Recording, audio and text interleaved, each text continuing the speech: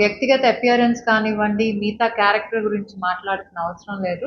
So only work base ఏదైతే మీ దగ్గర facts ఉన్నాయో, వాళ్ళు సరిగ్గా చేయట్లేదు అనే ఫ్యాక్ట్స్ ఉంటే ఆ ఫ్యాక్ట్స్ మాట్లాడండి అని చెప్పడం జరిగింది. అలాగే మేము పాయింట్ వైజ్ అడిగాం. ఏదైతే ఆయన వీడియోలో మనకు ఒక 3, 4 ఆయన మాట్లాడిన మాటలున్నాయి. ఒకటి మేకప్ గురించి కానివ్వండి, ఇంకోటి ఉద్యోగాల గురించి కానివ్వండి. సో మెయిన్ మేము ఫోకస్ చేసింది ఆ సెకండ్ పాయింట్ ఏదైతే అన్నారో, ఉద్యోగాలు మీరు చేసేయి మేము చేయలేము, మా మహిళలు చేయరు అంటే ఏ ఇంటెన్షన్‌తో అన్నారు అని చెప్పి.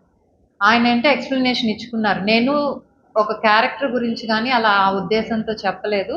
అది కేవలం ఉద్యోగాలు ఏదైతే నేను యువతకి మీరప్పుడు ఉద్యోగాలు దొరుకుతున్నాయని చెప్పారు. నేను సో యువతలనెళ్ళి ఆమె దగ్గరికెళ్ళి మీరు ఉద్యోగాలు అడగండి అని ఆ కంటెక్స్ట్ ఏదైతే అంతకుముందు వాళ్ళ మధ్య జరిగిన 2, 3 కాన్వర్జేషన్స్ ఆ కంటెంట్స్ అయి చెప్పి సో నేను ఏ చెడు ఇంటెంట్‌తో అనలేదు. నేను ఉద్యోగాల గురించి మెయిన్ ప్రజలకి అందుబాటులో ఆ ఉద్దేశంతో అన్నాను తప్పితే తను ఇండైరెక్ట్‌గా అంటే క్యారెక్టర్ గురించి నేనేం మాట్లాడలేదు అని ఒకటి చెప్పాను. మేమన్నాం మీరు ఏ విధంగా చెప్పాలనుకున్న మెసేజ్ అనేది ఇంకో విధంగా ఎళ్ళింది జనంలోకి. That's not right. ఎందుకంటే home minister law and order ఒక పొజిషన్ కాపాడే పొజిషన్‌లో ఉన్నప్పుడు మనం రెస్పెక్ట్ ఇవ్వకపోతే జనరల్ పబ్లిక్ గూడా అలానే ఆలోచిస్తారు.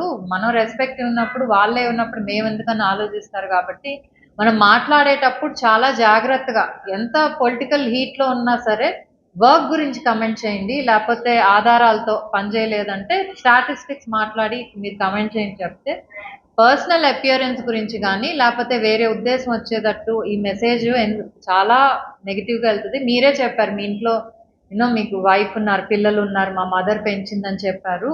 కానీ అలాంటిది ఇలాంటి కామెంట్స్ చేసినప్పుడు అది వాళ్ళకి గూడా నెగెటివ్‌గా ఎళ్తది.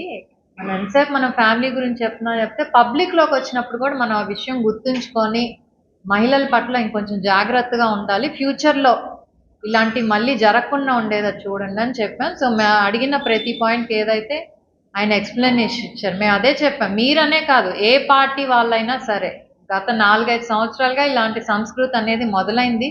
ఇప్పటికైనా దీన్ని స్టాప్ చేయాల్సిన బాధ్యత ఒక ఎక్స్ మినిస్టర్‌గా మీ మీద ఉంది. ప్రతి ఒక్కరి మీద ఉంటది కాబట్టి యాస్ పొలిటికల్ పార్టీస్ ఒక చేంజ్ అనేది తీసుకురావాల్సిన బాధ్యత మనందరి మీద ఉందని చెప్పి చెప్పడం జరిగిందండి.